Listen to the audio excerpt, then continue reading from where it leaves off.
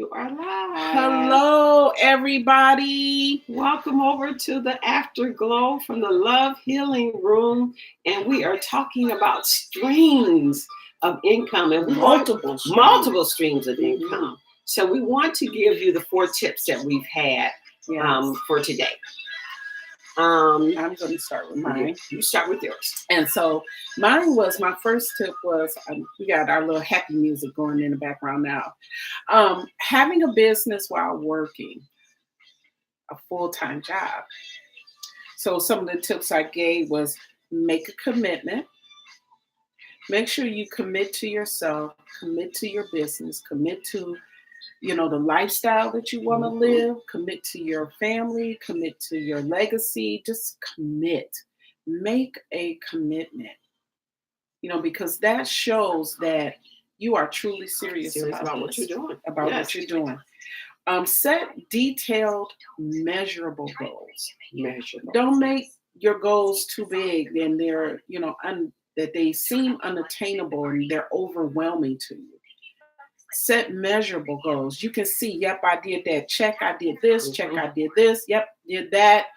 These are my goals. Get my tax ID, get my LLC. You can check those off. Good.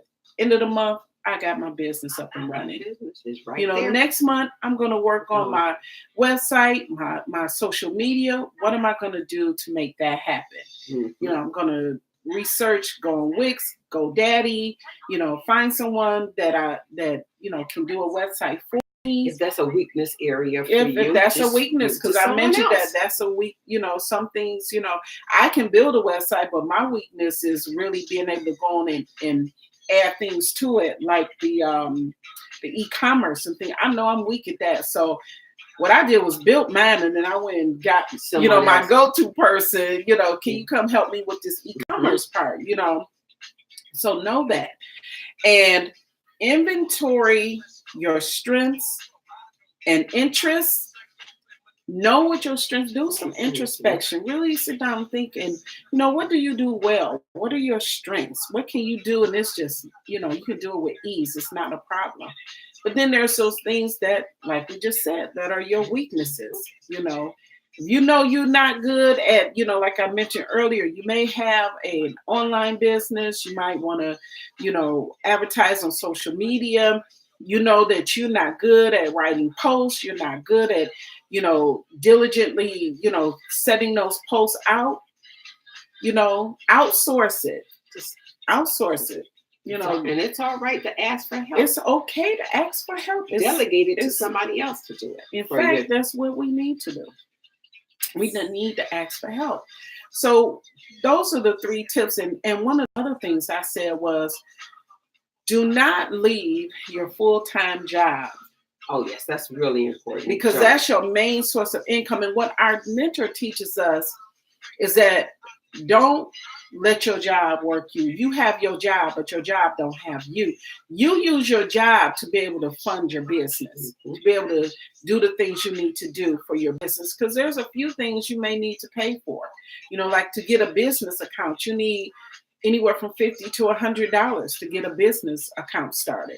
So you need to have that, just a couple of things. You may have some small fees that you may need to do, and being able to have your income coming in can help you to be able to pay for that, So don't do that. And what we learned is that before you leave your job for good, in your full-time job, know what your annual pay is. And we're talking about net, not gross.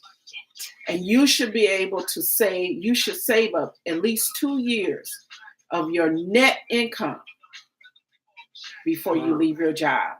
Not your gross, because they're taking stuff out of that, taking the tax out your net. And then you'll be ready to just say, you'll be making enough money where you can say, I can leave this job. I like that. Yes. And so, yeah, it's awesome. It is. It's a beautiful thing. It's awesome. And I'm just grateful to be able to come and we have this space to even talk about these things and share it. And you want to do the success story. Oh, yeah. And our success story, I'm talking about share a success story. You know, we know a lot of people's glory, but we don't know their story. And we should look those up. We should see where they came from. Hit the rewind button. How did this start? You know, because not everyone that's a millionaire and billionaire that you see out there started out that way or had a silver spoon handed from. We talking about founders. These people founded these business. The owner of not Blockbuster, Best Buy. Yes. You know, the owner of what's the other company that they share with us? Netflix. I talked about him earlier. We're talking about Amazon. You know, these people didn't start off rich. You know, they started from the ground, sitting at a table like this, probably, in garages. Google started in a garage. Amazon, you talking about Microsoft. They started in garages or in basements where they was sitting and, working on these ideas. So just look, whoever that may pique your interest or the something may lay on your heart, just look them up and see where they started from and find out what their stories are. Yes. With that one. One of the tips that I wanted to leave was how to invest in money and the different things that you can do, from having stocks or bonds or mutual funds and having physical commodities, having a 401k, having a Roth IRA, with it. Those are streams of income that you can have on top of your job. So you may have to set aside, not buying that Gucci purse or Michael K or something like that, or having your CCs, which I call coaches. Just put it off to the side until you get starting where there's another stream of income coming in for you and your household. If you have a partner, both of you can come in and do this thing together with one another. You could have two separate businesses. Our theme for this week was multi streams of income coming in for you and your families. And another thing was to stay focused. I always say have a list about things that you want to do, so that way after you've done that, you can check it off. I've done this.